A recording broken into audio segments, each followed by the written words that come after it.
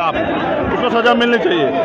लेकिन अगर चुनावी एजेंडा सेट करने के लिए सरकार के लोगों ने कुछ किया है तो जनता माफ नहीं करेगी। ये जो बहुत दिन पहले होता है, जब चुनाव आता है तभी आतंकवादी आ जाते हैं और फिर वो 10-12 साल बाद रिहा होते हैं कि वो निर्दोष थे। ये लंबे समय से चल रहा है। इस खेल को अब जनता समझ चुकी है। असली आतंकवादी तो बीजेपी में बैठे हुए हैं। अभी जिन्होंने बहनों का चीरहरण किया प्रमुखी के चुनाव में, बहनों के कपड़े फाड़े, बहनों को जो है बेइज्जत किया और नंगा नाच किया लोकतंत्र में गुंडा राज का, असली आतंकवादी तो बीजेपी में बैठे हुए हैं। उन पर कब कार्रवाई होगी? वो जो नेता जिसने एसपी को थप्पड़ मार दिया, उनसे जवाब कब लिया जाएगा? मुख्यमंत्री कहाँ, कानून व्यवस्था कहाँ है उत्तर प्रदेश में? ये सारा झूठ जो है बेनकाब हो रहा है और जनता जो है सब समझ रही है। आज आप साइकिल रैली निकाल रहे हैं, क्या समझे कि आने वाले चुनाव में इस साइकिल को तो हमारे गुरु मान्यवर काशीराम साहब पहले से निकालते थे। सस्ता लोकतंत्र जिसमें गरीब आदमी की भी भागीदारी हो, जिसमें गरीब का बेटा भी एमपी एमएलए बनने का प्रयास कर सके, जिसमें गरीब का बेटा भी सपना देख सके, जो मेहनत करना चाहता है। ये जो महंगा लोकतंत्र है जिसमें 2-2.5 करोड़ रुपए विधानसभा लड़ने के लिए चाहिए, इसमें तो कोई गरीब सोच ही नहीं सकता है। लेकिन गरीब के भी सपने हैं। मेरे जैसा व्यक्ति भी विधानसभा में जाके अपने लोगों की लड़ाई लड़ना चाहता है, लोकसभा में जाके अपने लोगों की बात करना चाहता है। तो इसलिए मैं सस्ते संसाधनों पे लोकतंत्र को वापस लाना चाहता हूँ। एक दूसरी बात, उत्तर प्रदेश में महंगाई देखिए आप, पेट्रोल के दाम देखिए, डीजल के दाम देखिए और सरसों के तेल के दाम देखिए, खाद्य पदार्थों के दाम देखिए। किसानों की आय दुगनी करने वाली सरकार ने किसानों के जो यंत्र हैं किसानी व्यवस्था में जुड़े हुए, उनके दाम बढ़ा दिए हैं। तो उत्तर प्रदेश में जनता भूखमरी के शिकार है। नेताओं की गाड़ी और नेताओं के खर्चे सरकार के पैसे से जनता के पैसे चल रहे हैं। उन जनता की सुनवाई करनी पड़ेगी। ये हमारा विरोध भी है कि महंगाई से बहुत हुई महंगाई की मार, अब की बार बदलो ये सरकार। मैं धन्यवाद करता हूं जो आरोप लगा रहे हैं। मैं आरोपों की परवाह नहीं करता हूं। मैं परवाह करता हूं अपने काम की और मैं कर रहा हूं। मैं तो कल मध्य प्रदेश था जहां नेमावर में हत्या की गई 5 आदिवासियों की। मेरे लिए तो उनकी लड़ाई लड़ना ही महत्वपूर्ण है और मैं वो कर रहा हूँ।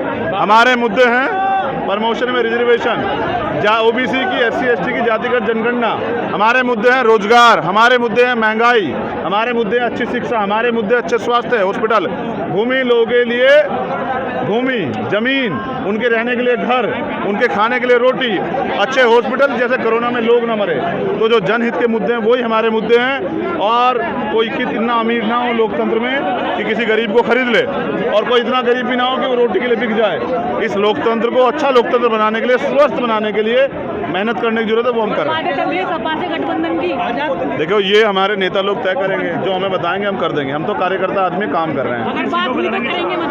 मैंने क्या कहा, बीजेपी को रोकने के लिए किसी की मदद करनी पड़ी या लेनी पड़ी तो करेंगे, कोई दिक्कत नहीं। ये हमारे लीडर से मंत्री जी ये तय करेंगे। हम तो वर्कर हैं आज़ाद समाज पार्टी के। जो आज पार्टी ने कहा है कि साइकिल रैली यहाँ तो यहाँ गए, कल कहीं और भेजेंगे, वहाँ चले जाएंगे। हम तो व्यक्तिगत नेता चुनती है जनता, मालिक नहीं चुनती है। अपना नुमाइंदा चुनती है कि ये जाके हमारी बात करेगा। आज बताइए मीडिया के लोग सुरक्षित हैं? आज बताइए पुलिस के लोग सुरक्षित हैं? जब एसपी को थप्पड़ पड़ रहा है तो आप समझिए क्या हाल है। जब मीडिया के लोगों के सर फोड़े जा रहे हैं, मेन स्ट्रीम मीडिया के लोगों के सर फोड़ दिए जा रहे हैं, उनको पीटा जा रहा है, अधिकारी कर्मचारी पीट रहे, तो बताइए कौन सुरक्षित है? बहन बेटी सुरक्षित है? काशीराम साहब इस देश में बाबा साहब डॉक्टर अम्बेडकर के मिशन को लेकर आगे बढ़े थे। क्या आप भी बाबा साहब डॉक्टर अम्बेडकर के सपनों के भारत का निर्माण करेंगे क्या?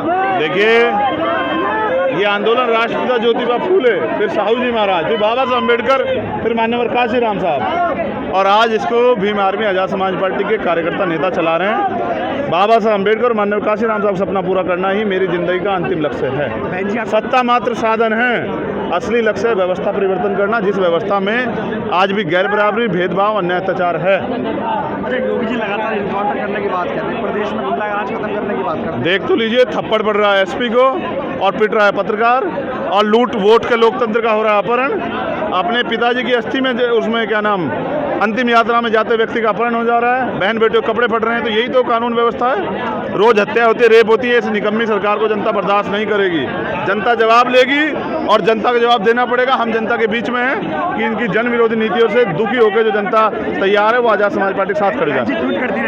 खिलाफ आपके उनका धन्यवाद, बड़ी है हमारी, बुआ जी का धन्यवाद करता हूँ। बसपा बार बार टिकट लेकर पैसे लेकर टिकट बेचने का काम कर रही है उत्तर प्रदेश में, और जो बहुजन समाज के जो लोग हैं, जो मिशनरी लोग हैं, जिन्होंने बसपा को खड़ा करने में काम किया है, और वो टिकट के दावेदार में इसलिए नहीं हो पाते क्योंकि उनके पास पैसा नहीं होता। क्या आजाद समाज पार्टी का भी यही रहेगा क्या? आजाद समाज पार्टी ने पंचायत चुनाव लड़ा है, आप पता कीजिए कि हमने बिना पैसे के टिकट लड़ाए और प्रत्याशी हमारे जीते भी, और हम विधानसभा में भी ऐसा ही करेंगे। काम करने वाले को मौका देंगे, गरीब आदमी को मौका देके उसको भेजेंगे, क्योंकि गरीब ही गरीबों की समस्या को समझ सकता है और उनके साथ खड़ा हो सकता है। अमीर तो चुनाव के समय वोट मांगने आते हैं, फिर नहीं आते तो वो उनकी पार्टी है, जैसे चलाएं। हम आजाद पार्टी को मानव काशीराम के सिद्धांतों पर चलाएंगे। धन्यवाद।